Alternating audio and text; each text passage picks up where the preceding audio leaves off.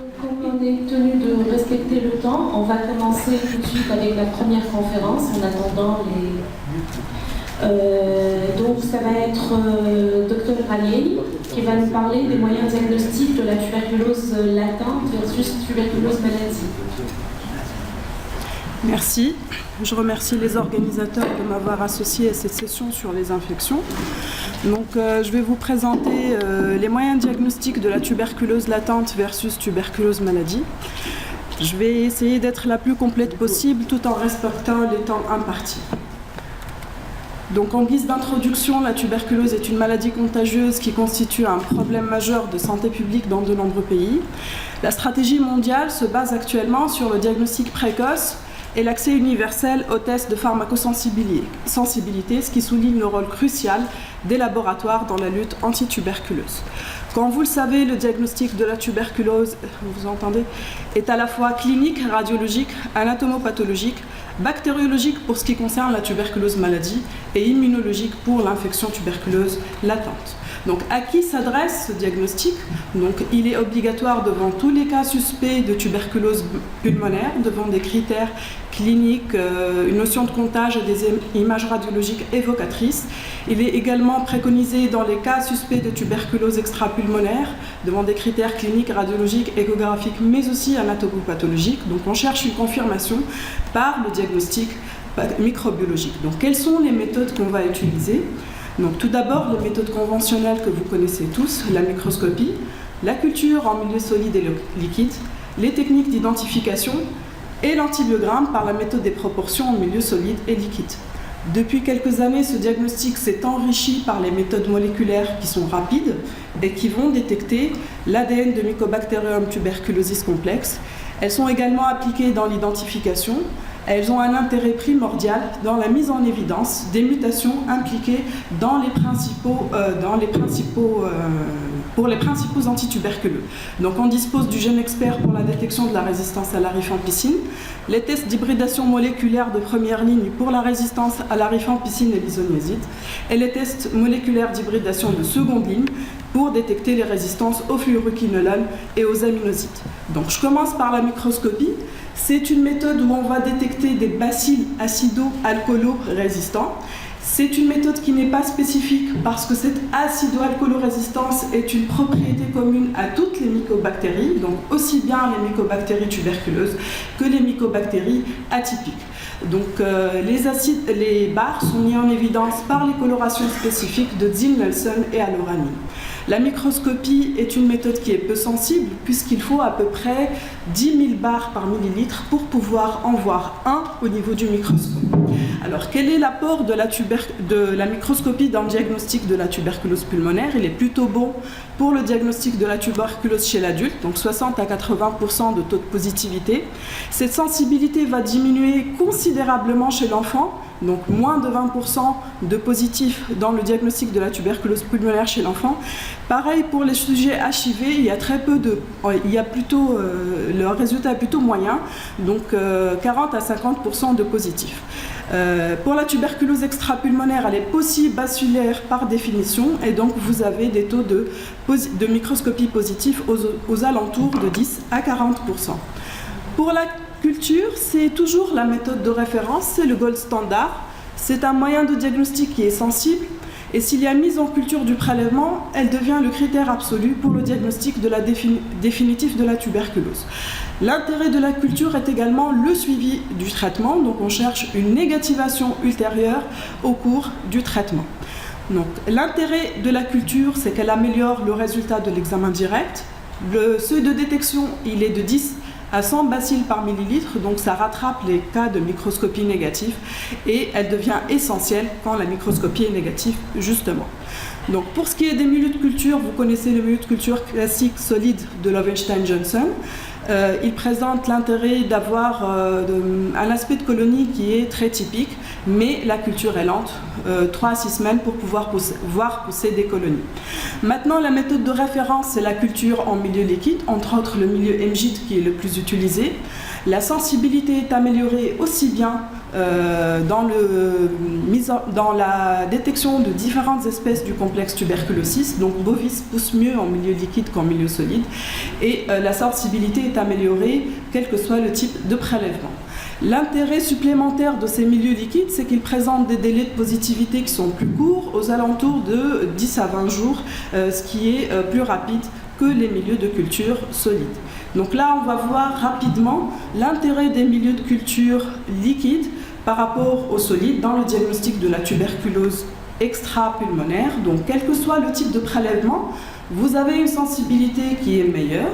Et là, dans le LCR, c'est très visible, puisque la sensibilité du milieu MJT est de 97%, alors qu'elle est de 41% pour le milieu de culture solide.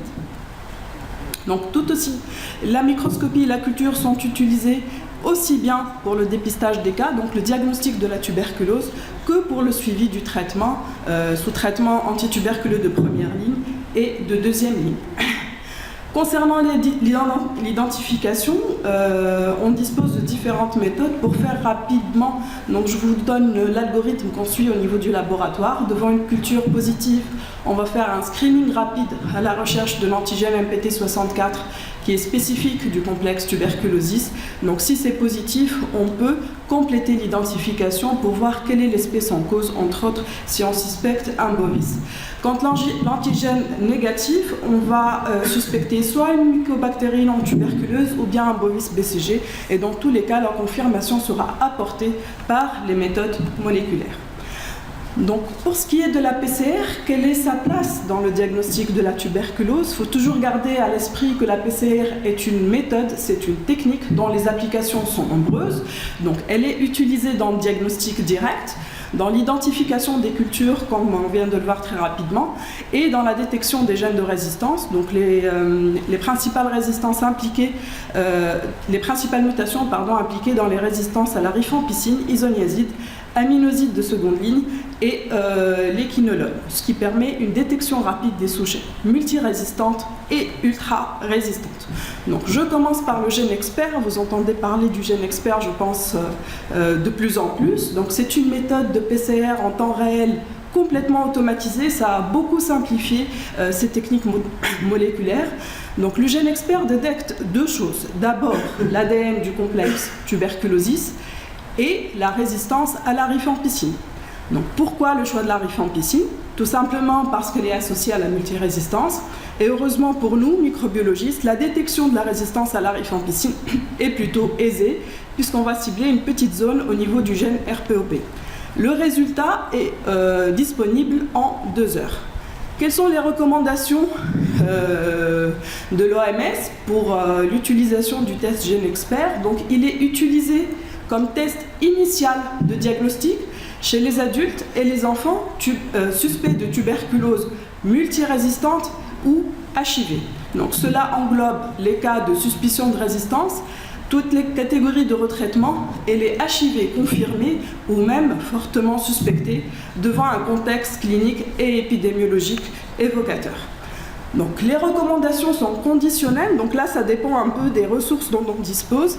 Le gène expert est utilisé comme test initial de diagnostic chez tous les adultes et chez tous les enfants suspects de tuberculose sur des critères cliniques ou radiologiques. Là, je souligne quand même le fait que chez l'enfant, il est plutôt fortement recommandé vu la faible sensibilité des différentes méthodes de diagnostic dont on dispose. Comme alternative, donc on peut toujours utiliser la microscopie. Si c'est négatif, en présence d'une forte suspicion de tuberculose, on va compléter par un test gène expert. Là, je vous rapporte l'apport de l'expert par rapport à la microscopie, sachant que ce sont les deux méthodes rapides de diagnostic. Donc, il présente évidemment un rendement supplémentaire par rapport à la microscopie. La sensibilité, cependant, elle est variable en fonction du résultat de la microscopie. C'est ce que vous devez savoir. Donc là, pour le cas de la tuberculose de l'enfant, La sensibilité est de 95-96% quand la microscopie est positive et ça chute à 55-62% quand la microscopie est négative. En fait, ça dépend de la richesse du prélèvement en bacilles. Cependant, j'ouvre une parenthèse pour vous dire que la nouvelle génération du test GenExpert a une sensibilité améliorée dans les cas de microscopie négative. Alors, quelles sont les performances de ce test? La spécificité est excellente. Vous n'avez pas de faux positifs dans la détection de l'ADN de Mycobacterium tuberculosis complexe. On parle bien du complexe, c'est-à-dire tuberculosis, bovis, africanum et les autres. Donc, pour ce qui est de la détection de la résistance à la rifampicine, la spécificité est meilleure quand vous avez une forte prévalence de multirésistance. Vous allez voir l'application de ça dans l'algorithme de diagnostic. Pour la sensibilité, comme on vient de le voir, elle est meilleure quand vous avez une microscopie positive. Et cela va dépendre bien sûr de la qualité du prélèvement. Il est inutile de faire un test GenExpert sur un prélèvement salivaire. Elle va dépendre également de la nature du prélèvement. Donc la sensibilité est bonne dans les tissus, mais elle va diminuer considérablement dans les liquides de ponction. Pour ce qui est de la résistance à la rifampicine, donc c'est comme pour tous les tests moléculaires de détection de la résistance à la rifa, vous avez une sensibilité autour de 95-99%. En fait, tout simplement, on va cibler une région bien déterminée. Dans des cas extrêmement rares, la mutation peut se situer en dehors de la région cible. Donc gardez aussi à l'esprit qu'un test GenExpert négatif n'exclut pas une tuberculose. Alors, pour ce qui est du diagnostic de la tuberculose extrapulmonaire, le test il est recommandé. Il est même fortement recommandé dans l'analyse du LCR, vu l'urgence du diagnostic quand vous avez une suspicion de méningite tuberculeuse. Donc, il peut être également utilisé sur les ganglions lymphatiques et tous les autres tissus que vous pouvez prélever. Cependant, l'utilisation de ce test n'est pas indiquée dans les liquides de ponction autres que le LCR, le liquide pleural qui vous intéresse le plus. Il n'est pas non plus indiqué dans les urines, le sang et les selles. Et il faut toujours privilégier l'analyse sur les tissus et les biopsies. Donc on va voir tout de suite pourquoi. Donc ce problème de sensibilité, dans l'analyse du LCR, quand on compare par rapport à la culture, vous avez une sensibilité d'à peu près 80%. Quand on compare par rapport au composite référence standard, la sensibilité est de 55,5%. Pour ce qui est de la sensibilité de l'analyse du liquide pleural, elle est de 43,7% quand on compare par rapport à la culture, donc même pas la moitié, et 17% quand on compare par rapport au composite référence standard. Donc vous avez un risque extrêmement élevé d'avoir de faux négatifs. Je passe maintenant au test de sensibilité aux antibiotiques. Donc, vous avez les méthodes phénotypiques, ce sont les méthodes d'antibiogramme par la méthode de proportion en milieu solide et en milieu liquide, le milieu liquide étant actuellement la référence. Pour ce qui est des méthodes génotypiques, comme je l'ai dit tout à l'heure, on dispose du GenExpert pour l'analyse de la résistance à la rifampicine, les tests d'hybridation moléculaire de première ligne pour l'analyse de la résistance à la rifampicine et l'isoniazide, et puis les tests d'hybridation moléculaire de seconde ligne pour les fluoroquinolones et les drogues injectables de deuxième ligne. Le séquençage est la méthode de référence pour ce qui est des méthodes génotypiques, mais c'est un équipement extrêmement lourd et on n'en dispose pas pour le moment. Alors, pour ce qui est de l'antibiogramme de première ligne, sachez que les résultats sont fiables pour la rifampicine et l'isoniazide, un peu moins pour les l'éthambutol et la streptomycine. On estime qu'il y a des faux sensibles estimés à 5 à 8%. Le problème technique se pose de façon accrue pour le pyrazinamide.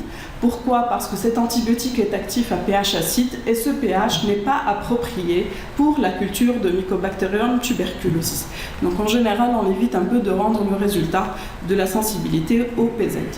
Pour ce qui est des tests moléculaires de première ligne, donc comme je vous l'ai dit, c'est une technique de PCR dont la révélation par la suite se fait par hybridation moléculaire. On va sur bandelette, on va voir ce genre de profil. Vous avez les zones sauvages et les principales mutations impliquées dans les gènes d'intérêt. Donc pour la rifampicine, on cible le gène RPOB. Ça détecte 95-99%, c'est comme le GenExpert, des souches résistantes à la rifampicine. Pour l'isoniazide, par contre, on va cibler les principales mutations au niveau du gène 4G et de la région promotrice du gène INHA. ce qui va couvrir à peu près 70% des souches résistantes à l'isoniazide. Pour l'antibiogramme de deuxième ligne, là il est indiqué quand vous avez une souche multirésistante ou bien résistante à un antibiotique majeur qui est la rifampicine. Donc l'antibiogramme de deuxième ligne pose des problèmes de reproductibilité, de standardisation et techniquement il est extrêmement difficile. Et pour le moment, on recommande de tester seulement les fluoroquinolones et les drogues injectables de seconde ligne. Alors que recommande l'OMS ? Elle recommande actuellement les tests moléculaires d'hybridation de seconde ligne comme test initial pour les patients atteints de tuberculose résistante ou bien de tuberculose multirésistante confirmée. Donc on va tester par une PCR la résistance aux fluoroquinolones et aux antibiotiques injectables. Donc ça permet de détecter rapidement les patients XDR ou bien pré-XDR. Alors pour récapituler un petit peu pour le diagnostic précoce, on dispose de la microscopie. Elle va détecter des bacilles morts et des bacilles viables. Elle va être utilisée pour le diagnostic et le suivi du traitement. Pour les tests moléculaires qu'on vient de voir, donc ils sont utilisés dans le diagnostic rapide des résistances et ils ne sont pas utilisés dans le suivi du traitement. Pour la culture, elle présente l'avantage de mettre en évidence des bacilles qui sont viables. Donc, on pourra suivre le patient sous traitement. On cherche une négativation ultérieure des cultures. Elle permet également d'obtenir la souche pour réaliser l'antibiogramme de première et de deuxième ligne. Donc, ces antibiogrammes sont indiqués si le patient reste positif ou bien s'il repositive sa culture. Donc, ça permet de mettre en évidence l'émergence d'une résistance additionnelle durant le traitement. Alors, pour ce qui est du diagnostic conventionnel, jusqu'à il n'y a pas très longtemps, je pense jusqu'à 3 ans, tout au plus 5 ans, on va dire, on se basait un peu sur ce schéma-là. On utilisait la microscopie et la culture en milieu liquide ou bien en milieu solide. Si c'est positif, on met un des deux tests est positif, on va mettre le patient sous traitement de première ligne et on va réaliser un antibiogramme de première ligne. Si les tests bactériologiques sont négatifs, on peut éventuellement remettre en question le diagnostic et compléter par une autre. On va essayer d'être un peu plus complet. Alors, si l'antibiogramme est sensible, on continue notre traitement et on suit le patient. Si le patient est multirésistant, on réalisera un antibiogramme de deuxième ligne. Il sera suivi dans un service spécialisé.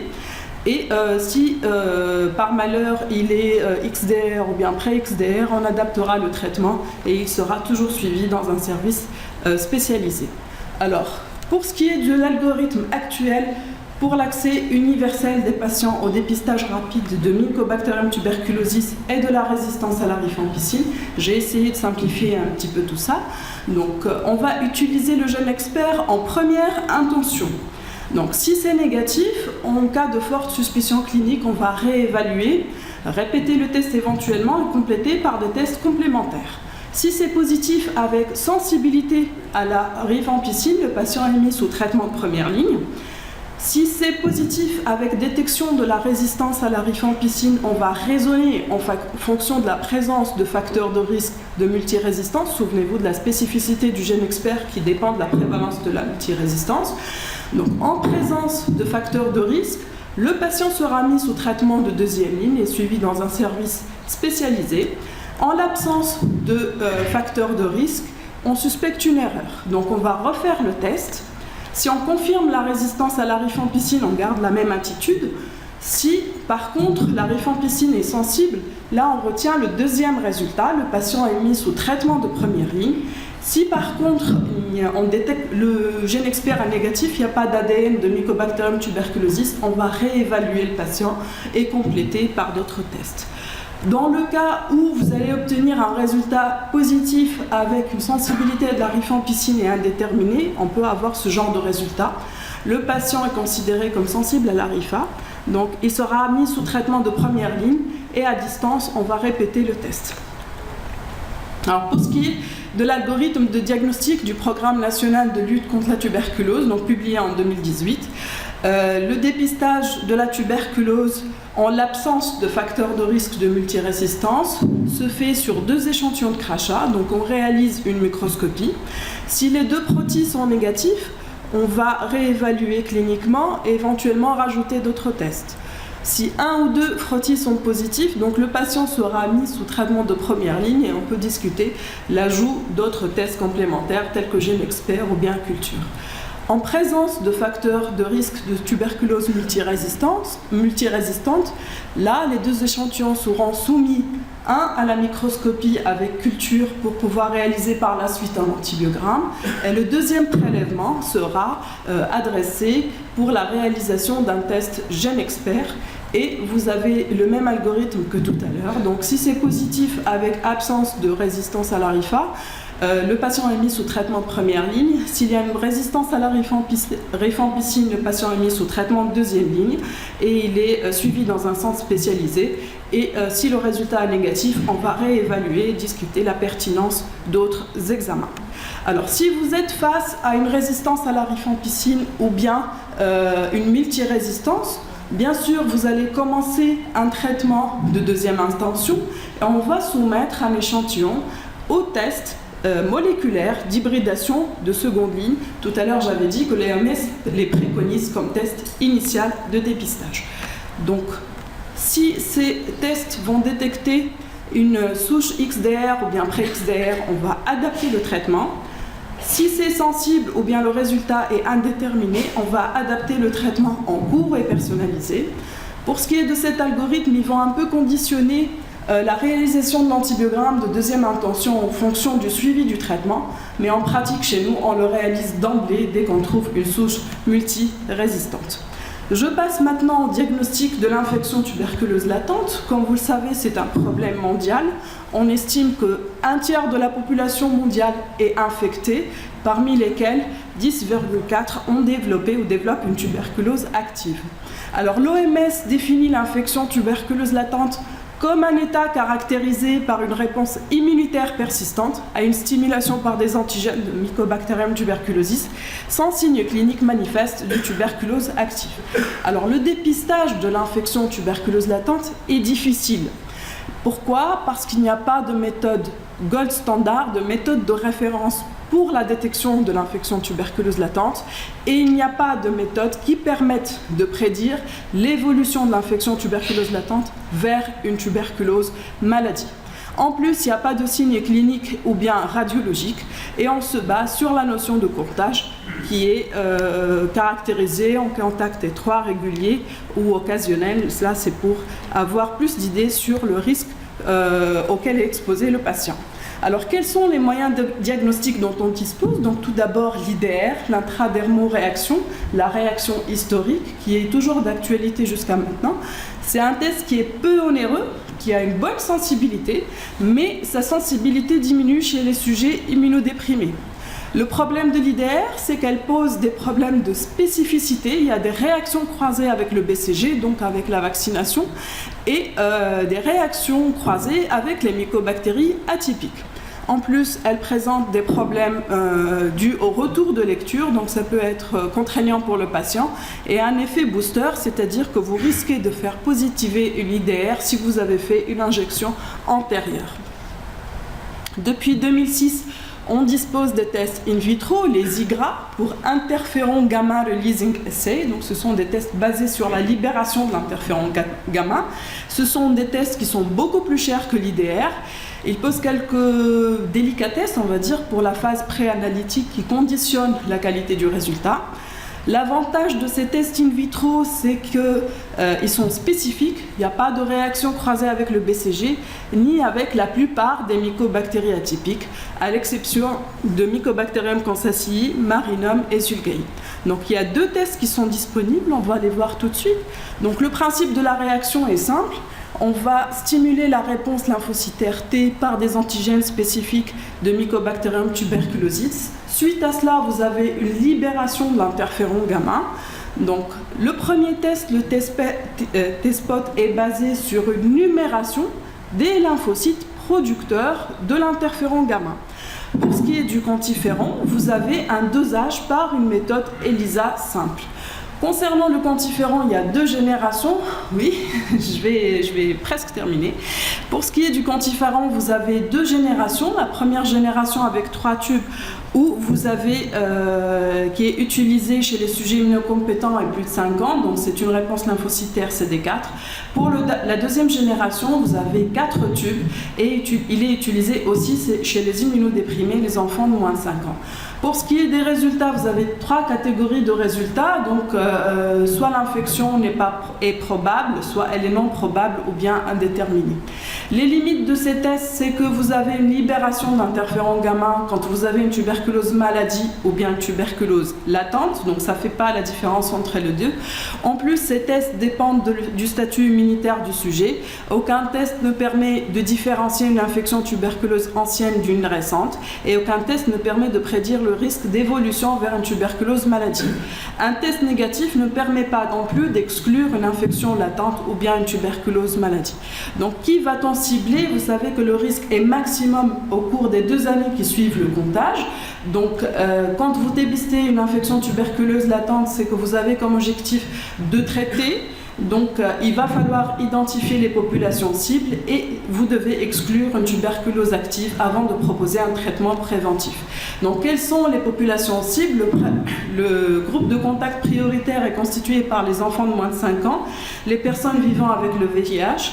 Les autres groupes à risque pour lesquels le dépistage est systématique est constitué par tous les autres cas de contage quand vous avez un contact familial avec une personne ayant une tuberculose pulmonaire confirmée, avant de proposer un traitement sous immunosuppresseur et chez les patients dialysés avant toute greffe d'organes et les silocotiques.